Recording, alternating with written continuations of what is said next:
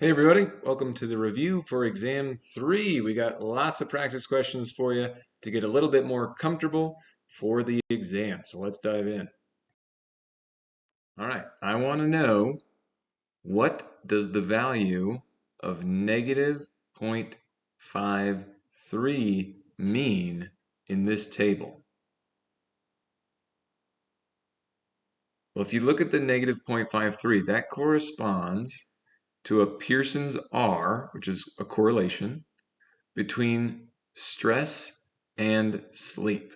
So that means that people who have higher stress tend to have lower sleep, or alternatively, people who have higher sleep tend to have lower stress. So as one of the variables increases, the other variable is going to be decreasing. That's why it's a negative correlation. Now, is that correlation significant? The answer is yes, and you can tell that because the p-value, which is just underneath that Pearson's R, is 0.021. Well, we compare that to the alpha level, which is always a p-value of 0.05 in this class, and if it's less than that, you know that the Pearson's R is basically more extreme than some cutoff value. Okay, and so therefore it would lie in a critical region. And again, we could translate the Pearson's R to a t-score and actually find a t-critical value, and then see if the t-score that corresponds to this R value is actually more extreme than that, the critical t-value, and lies in the critical region, and therefore we get to reject the null. We can do all that stuff, but this table just tells you straight up, this is the p-value, 0.021. And if that's less than 0.05, it is significant. That means that sleep and stress are significantly related to one another. Okay, let's say that I have an alternative hypothesis that the more credit hours someone takes, the less sleep they get. Based on the information in this table, what should I do? Well, I'm going to have to, unfortunately, fail to reject the null hypothesis. The null hypothesis would be that credit hours and sleep are not related at all. I can't reject that because you can see that the p-value associated with credit hours and sleep for the Pearson's R, the p-value is 0.072. That's above our cutoff, our alpha of 0.05. And therefore, we fail to reject the null hypothesis. Okay, let's say I want to know whether a correlation is significant or not. What is the critical value for t if n equals 22? And we're going to assume a two-tailed test. So you need to remember that when we're talking about correlations, the degrees of freedom associated with correlation is n minus 2. So 22 minus 2 is 20. So we're looking at this table of t critical values. We have a degrees of freedom of 20. We know it's going to be a two-tailed test because I told you that in the prompt. And we always use a cutoff value, an alpha level of 0.05. So we just use the row for degrees of freedom of 20, the column for the two-tailed test with 0.05 as our alpha, and we get a critical t-value of 2.086, and we're going to round that to 2.09. What that means is, if our correlation coefficient, once we translate that R value into a t-value, if the t-value is more extreme than this 2.09 critical value, if our calculated observed t-value is more than that, if you were interested in something being larger, if you were interested in something being smaller than something else, as your alternative hypothesis, then it would be negative 2.09. If it's more extreme than 2.09, then you can say that it's in the rejection region or the critical region. You get to reject the null hypothesis, and you know that the probability of observing such a large or such a small, let's just say a more extreme t-value as the one that you observed would be less than 0.05. The probability would be less than 0.05 because we're in a more extreme region of the distribution. Okay, everybody, we're going to do a lot of questions based on this raw data right here. So please pause the video, take a screenshot of this, and put it somewhere that you can continuously refer back to. What we can see here is that we have 5 participants, okay, and they've given us data on several variables. So whether or not they own a smartwatch is just no or yes, that's a categorical variable.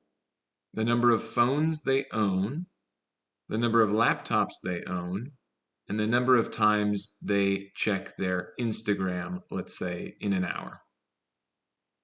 Okay. What I've done here is given you the deviation scores and the means and the variances for each of the numeric variables, as well as the deviation products for phones and Instagram checks. But you'll see several question marks for the actual raw scores. How many phones does each participant own? How many laptops? How many times do they check Instagram? Those you don't know. And so you're probably going to have to figure something out. But we'll do a bunch of questions related to this data. So again, make sure you save this somewhere so that you can refer back to it. All right, getting back to our data here. I'm interested in the correlation between the number of phones somebody owns and the number of laptops they own. The first thing that I need to do, and the first thing that I'd like you to do, is calculate the covariance of phones and laptops. All right, so on an exam, you would actually be given this Excel data file, and so you could open it and work in Excel. Remember that the covariance is the sum of the products of the deviations from X and the deviations from Y for each participant divided by n minus 1.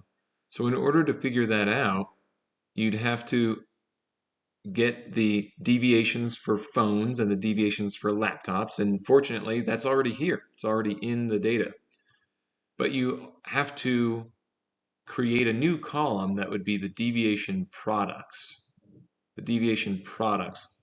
So you'd have to multiply all of the deviations of phones times the deviations of laptops for each participant. And that would give you this column over here. I usually name it something like dev products or dev prod or something like that. It's just the products of the deviations. So you can see that that resulted in deviation products of 4, 0, 4, 2, and 8. And then you have to add all those deviation products together. So that's the little sum column over there, or row rather. The sum was 18. But that's just the numerator. That's the sum of the deviation products. You have to divide that by n minus 1. So you would take 18 and divide it by 4 because there's 5 people total. 5 minus 1 is 4. 18 divided by 4 gives you a covariance of 4.5. And you will probably be expected to do stuff like this on the exam. So it's a really good idea to get practice to actually make sure that you can do this on your own. Okay, now I'm interested in what is the correlation between phones and laptops, the number of phones somebody owns and the number of laptops they own. All right, well, we have to remember, how do we find the correlation coefficient in the first place?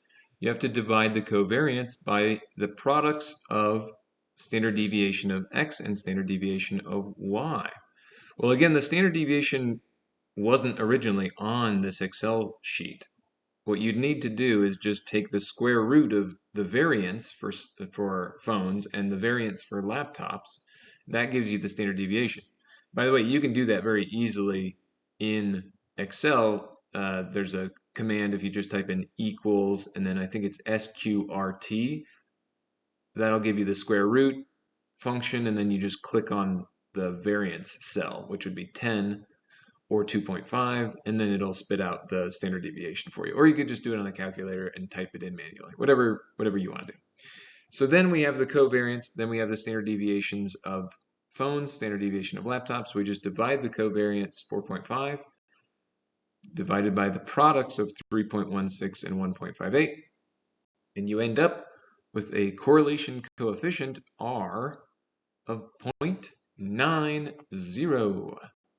Okay, based on the statistic you calculated in the last question, and assuming a two-tailed hypothesis that phones owned is related to laptops owned, what would you conclude about the null and alternative hypothesis? Well, in order to do this, you're going to have to transform your correlation coefficient R into a t-score and then compare it to a t-distribution based on our alpha of 0.05, two-tailed test, and the degrees of freedom of n-2. So let's first calculate the observed t-value that corresponds to our R value. So if you were to do the math, we just calculated a correlation coefficient of 0.9. So it would be 0.9 times the square root of n-2. There's 5 people in the sample, so 5 minus 2. Divide that by the square root of 1 minus r squared. So that's 0.9 squared. If you do the math, you would end up with an observed t-score of 3.58. Now what we have to do is compare our observed t-score to the the critical t-score for the degrees of freedom, n-2, alpha 0.05, and a two-tailed test. If our observed t-value that we just calculated is more extreme than the critical t-value, then we know we're in the rejection region, the critical region. We can reject the null hypothesis. We have a significant relationship between these two things, a significant correlation, and we know that the probability of observing such a high t-value is less than 0.05, is a small probability of seeing that if the null hypothesis were true. So all of that stuff happens, all of that stuff is simultaneously true. So let's find out. Let's compare this observed t-value to the critical t-value. Okay, so we go back to the t-table, and we need to look up a degrees of freedom of n-2. So that's 5 minus 2 is going to be 3. So we're looking in the row for 3 degrees of freedom. We have a two-tailed significance test, because I told you that in the prompt, and we always use an alpha of 0.05.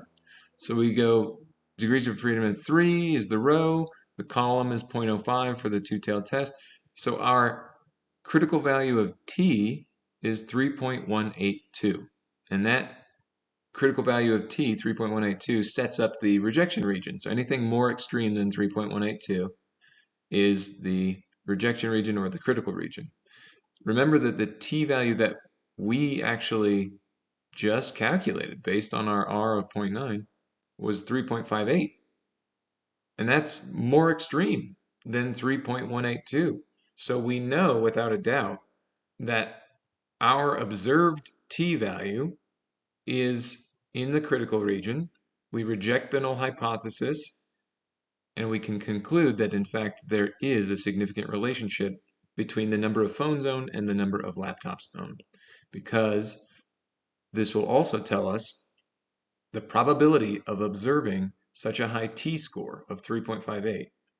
If the null hypothesis were true, meaning the null hypothesis that laptops owned and phones owned are not related, is going to be less than 0.05. And you know that because we're already in the critical region. The t-value we observed is in the critical region. It's more extreme than 3.182, and 3.182 is based on an alpha of 0.05. So that's the probability of 0.05, 5% of the distribution, the t-distribution, and our value was more extreme than that, which means there's even less probability of that happening if the null was true, so we reject the null. All right, hopefully that makes some sense.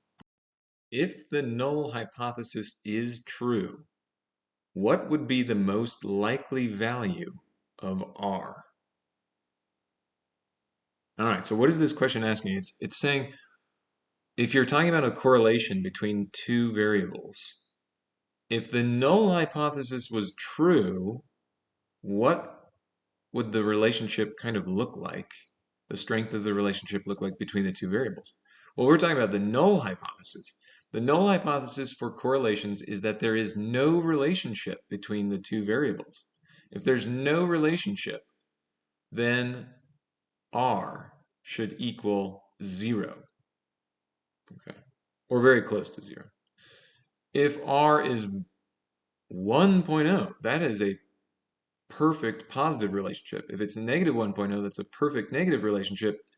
And that's incredibly strong. I mean, that's the strongest possible relationship that you can have for a positive or a negative relationship.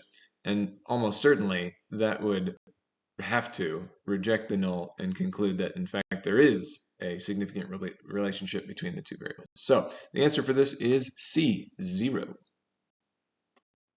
Okay, best of luck studying and best of luck on the third exam.